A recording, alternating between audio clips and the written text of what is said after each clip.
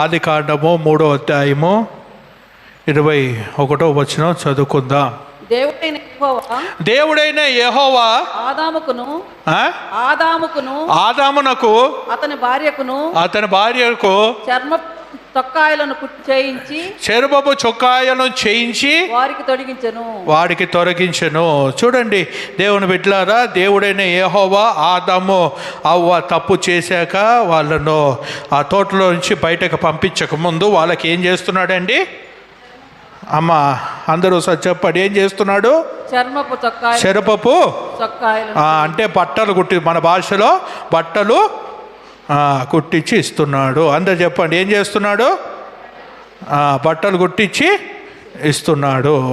చూడండి దేవుని బిడ్డలారా, ఇక్కడ మనం చూసినట్లయితే ఆ పై స్టోరీ మనకు తెలుసు. మరి సర్పం వచ్చి మరి అవ్వను ఆదామును మోసం చేస్తుంది. మోసం చేశాక అవ్వ పండు తింటుంది, తీసుకొచ్చి ఆదాముకి ఇస్తుంది. ఆదాము కూడా తిని తర్వాత చెట్టు వెనకాల దాక్కొని ఆ కార్యక్రమం అంతా కూడా మనం అనేకసార్లు జ్ఞాపకం చేస్తున్నాము. తర్వాత మళ్ళీ కావాలంటే తర్వాత చేసుకోండి. దేవునికి స్తోత్రం కలుగునుగాక. హల్లెలూయా. చూడండి దేవుని బిడ్డలారా, దేవుడికి ఒక పక్క ఆదాము చేసిన దానికి కోపం వచ్చినప్పటికీ దేవుడు ఏం చేస్తున్నాడండి? బట్టలు కుట్టించి ఇస్తున్నాడు. చూడండి దేవుని బిడ్డలారా, ఆదాము చేసిన దానికి దేవుడు కోపం రాలేదంటారా? వచ్చిందంటారా? రాలేదంటారా? చెప్పండి అమ్మా. వచ్చింది. దేవుడికి ఏమొచ్చింది? కోపం వచ్చింది. ఆదాము అవ్వ చేసిన పనికి దేవుడికి కోపం వచ్చింది.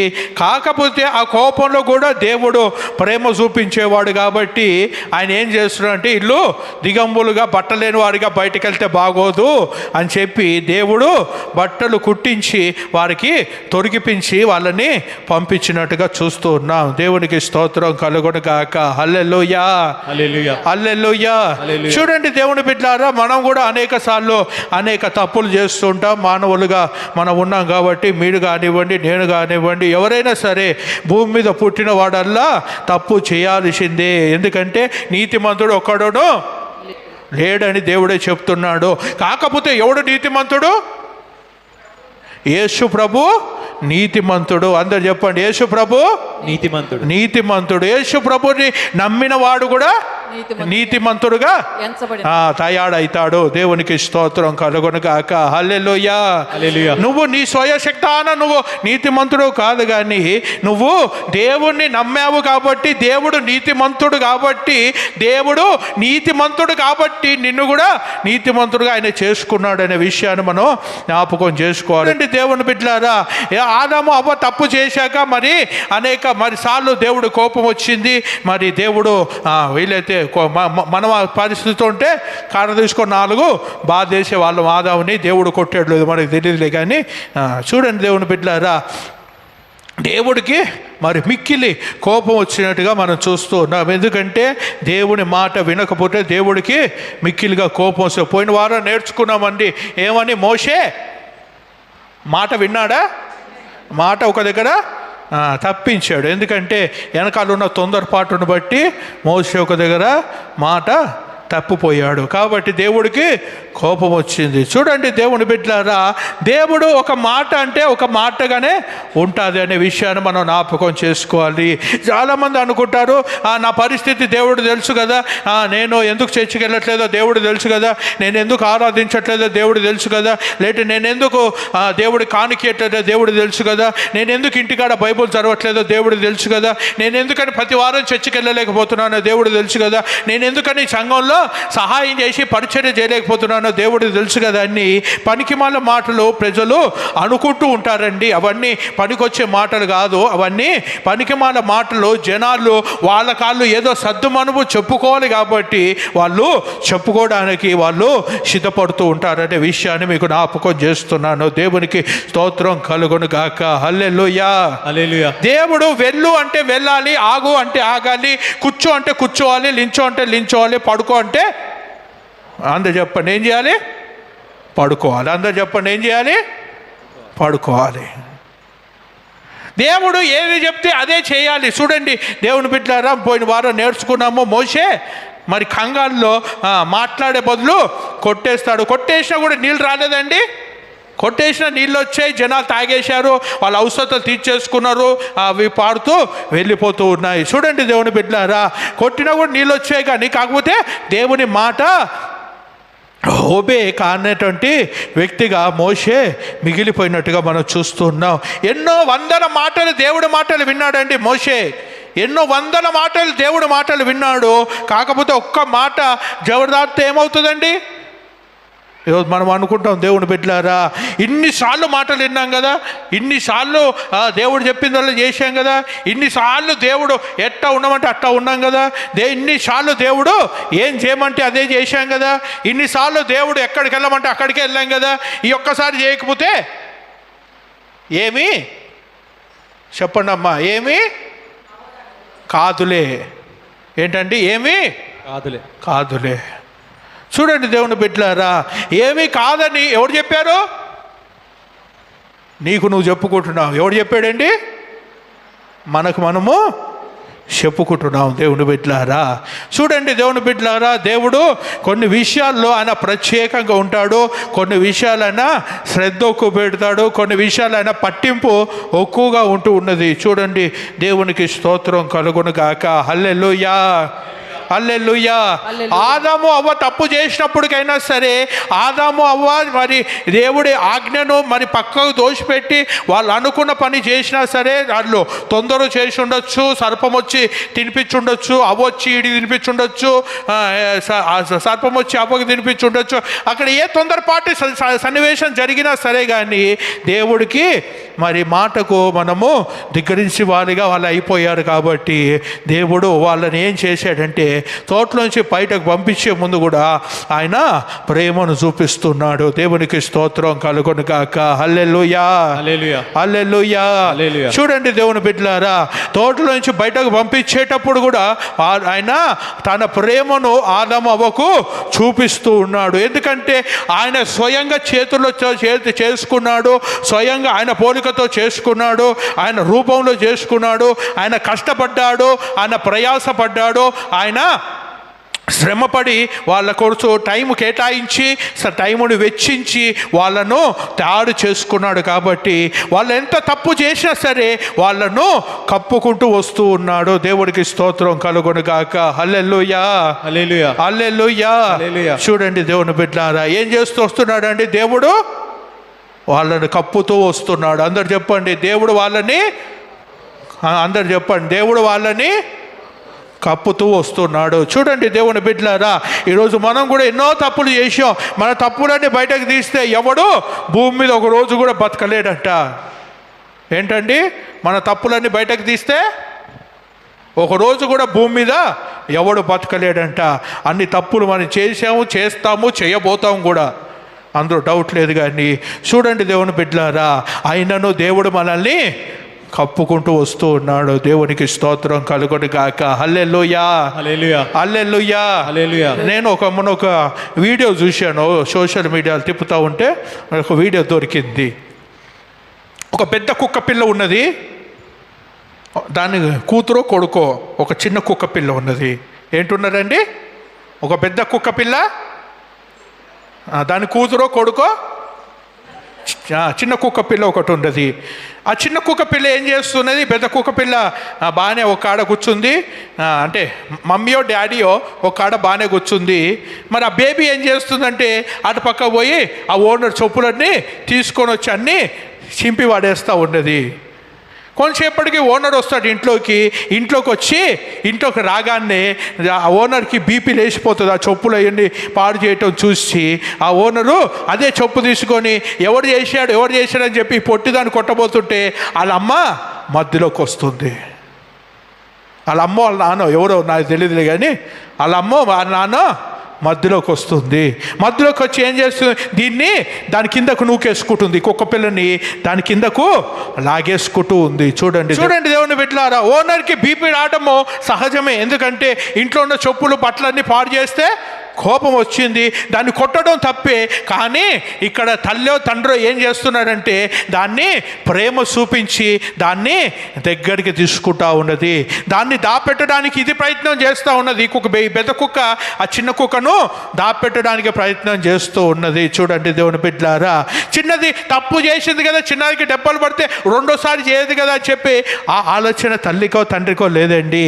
ఎందుకంటే అది దాని బిడ్డ. దేవునికి స్తోత్రం కలుగును గాక. హల్లెలూయా, హల్లెలూయా, హల్లెలూయా, హల్లెలూయా. ఎందుకంటే అది దాని బిడ్డ అయి ఉన్నది.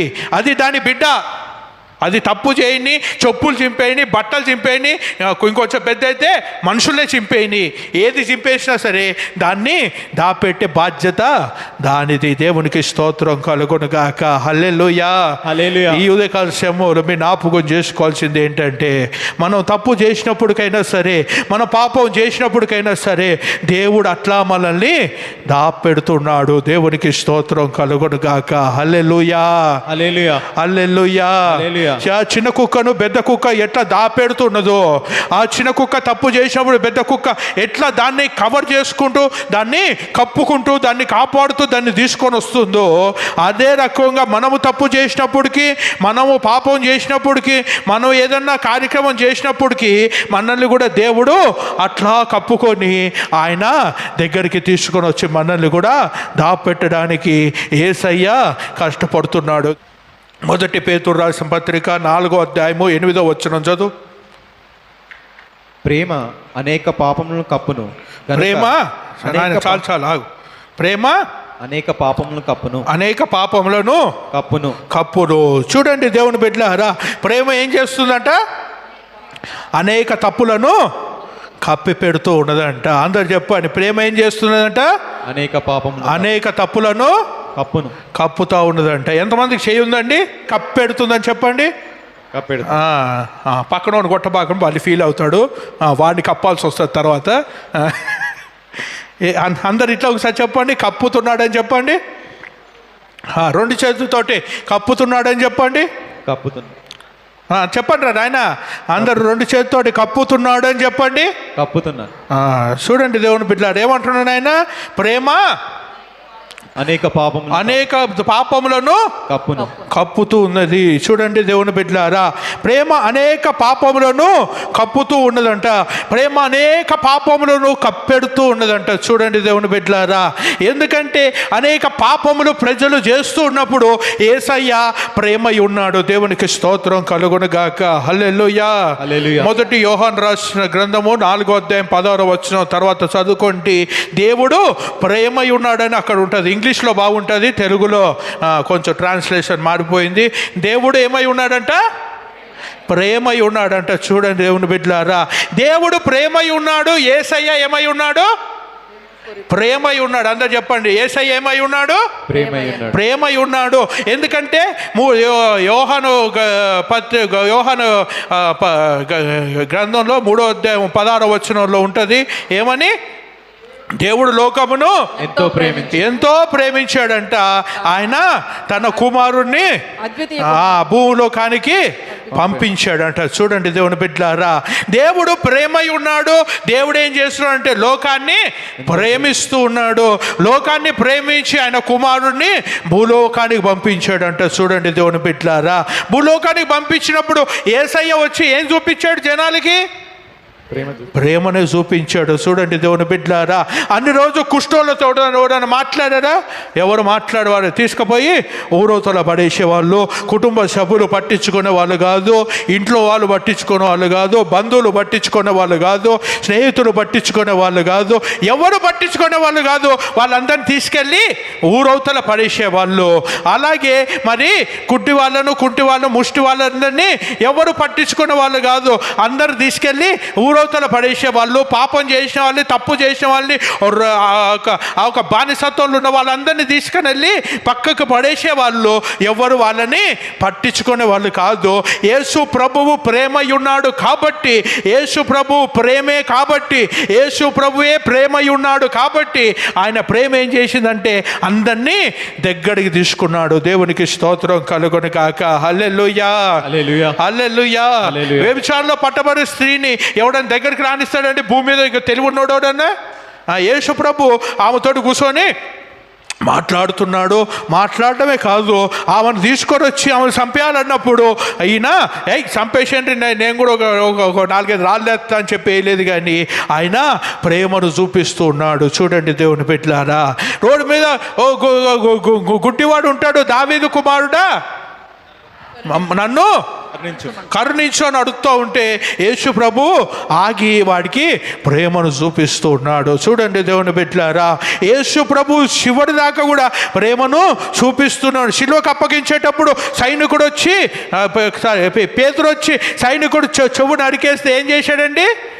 సైనికుడు మంచి పని అయిందిరా నీకు, నన్ను పట్టుకున్నందుకు నీకు ఇట్లానే జరుగుతుందిరా ఎదవా అని చెప్పి తిట్టాడా? తిట్టలేదండి. దేవుడు ఏం చేశాడు?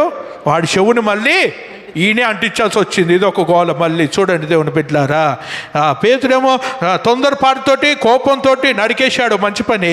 నరికేసినప్పటికీ యేసు ప్రభు ప్రేమతో చూపించాలి కాబట్టి ఆయన మళ్ళీ తిరిగి దాన్ని అంటించినట్టుగా చూస్తూ ఉన్నాము. దేవునికి స్తోత్రం కలుగును గాక. హల్లెలూయా. యేసు ప్రభువు ప్రేమగా వచ్చి ఉన్నాడండి. దేవునికి స్తోత్రం కలుగును గాక. యేసు ప్రభువే ప్రేమై ఉన్నాడు. యేసు ప్రభువే ప్రేమై ఉన్నాడు. యేసు ప్రభులోనే ప్రేమ ఉండదు. దేవుని బిడ్డలారా, ప్రేమ ఏం చేస్తుందంట? తప్పులను కప్పుతా ఉంటుందట. చూడండి దేవుని బిడ్డలారా, అందుకే ఆదామవ్వ చేసిన తప్పులను దేవుడు తన ప్రేమతోటి కప్పెట్టుకున్నాడండి. ఆ తర్వాత అనేక మంది తప్పులు చేస్తూ వచ్చారు, కానీ వాళ్ళందరి తప్పులను దేవుడు ప్రేమతోటి కప్పుకుంటూ వస్తూ ఉన్నాడు.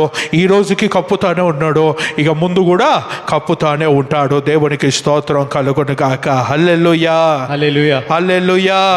చూడండి దేవుని బిడ్డలారా, తప్పిపోయిన కుమారుని ఎగ్జాంపుల్ మనం చూసినట్లయితే ఆయన తండ్రి ఇంట్లో నుండి పారిపోయి తిరిగి వెళ్ళిపోతాడండి. తండ్రి ఇంట్లో నుండి ఆయనకు రావాల్సిన ఆస్తి అంతా తీసుకొని, ఆయనకు రావాల్సిన డబ్బులన్నీ తీసుకొని, ఆయనకు రావాల్సిన సంపద అంతా కూడా తీసుకొని తండ్రి వద్ద నుండి పారిపోయి వెళ్ళిపోతాడు. వెళ్ళిపోయి డబ్బులున్న 4 స్నేహితులు ఉంటారు, డబ్బులున్న 2 రోజులు అందరూ ఉంటారు. డబ్బులున్న రోజులు హాయిగా తిరిగి చక్కగా ఎంజాయ్ చేస్తాడు. చివరికి డబ్బులు అయిపోయినప్పుడు ఎవరు ఆయనను పట్టించుకున్నట్టుగా లేదు. చూడండి దేవుని బిడ్డలారా, మళ్ళీ తిరిగి తండ్రి వద్దకు రావటానికి మరి దేవుడే అక్కడ ప్రేమను పుట్టించాడు. దేవునికి స్తోత్రం కలుగును గాక. హల్లెలూయా, హల్లెలూయా, హల్లెలూయా. చూడండి దేవుని బిడ్డలారా, మళ్ళీ దేవుడే అక్కడ ఆ తప్పిపోయిన కుమారుడికి ప్రేమను పుట్టించాడు. తప్పిపోయిన కుమారుడికి మళ్ళీ ప్రేమ ఎవడు పుట్టించాడంటే మరి యేసు ప్రభువే పుట్టించాడు. ఎందుకంటే యేసు ప్రభువే ప్రేమ ఉన్నాడు. దేవునికి స్తోత్రం కలుగును గాక. హల్లెలూయా, హల్లెలూయా. ఎందుకంటే దేవుడే ప్రేమ ఉన్నాడు కాబట్టి మళ్ళీ ఆయనే ఆ తప్పిపోయిన కుమారుడికి ప్రేమ చూపించి తండ్రి మీద ప్రేమను పుట్టిస్తాడు. తండ్రి మీద ప్రేమను పుట్టించాక తండ్రికి కుమారుడి మీద పుట్టించి మళ్ళీ ఇద్దరిని ఒక దగ్గరికి తీసుకొని వస్తాడు. దేవునికి స్తోత్రం కలుగును గాక. హల్లెలూయా. చూడండి దేవుని బిడ్డలారా, దేవుడు ఏమై ఉన్నాడండి? ప్రేమై ఉన్నాడు. యేసు ప్రభు ప్రేమై ఉన్నాడు. యేసు ప్రభు ఏమై ఉన్నాడు? ప్రేమై ఉన్నాడు. చూడండి దేవుని బిడ్డలారా, నువ్వెన్ని తప్పులు చేసినా, నువ్వెన్ని పాపాలు చేస్తున్నా, నువ్వెన్ని దోషాలు చేస్తున్నా, నువ్వెన్ని రాంగ్ స్టెప్స్ తీసుకుంటున్నా సరే, ఎప్పుడో లేకపోతే నన్ను వేసేవాడు. వేయలేదు, మనల్ని బతికున్నామంటే అదంతా యేసయ్య ప్రేమతోటి మనల్ని కప్పుతూ ఉన్నాడు. దేవునికి స్తోత్రం కలుగును గాక. హల్లెలూయా, హల్లెలూయా, హల్లెలూయా.